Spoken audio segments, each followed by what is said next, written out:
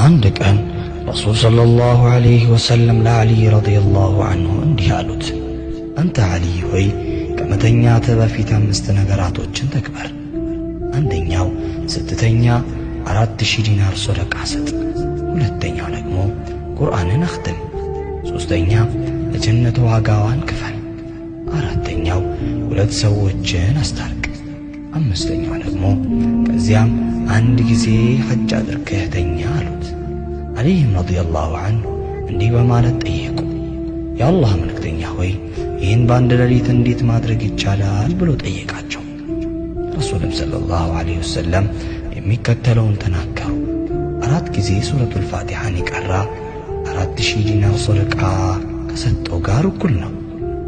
3 ጊዜ ሱረቱል ኢኽላስን ወይም ቁል ሁወላሁ አሐድን የቀራ 1 ጊዜ ቁርአንን ሙሉ እንዳኸተመ ይቆጠርለታል።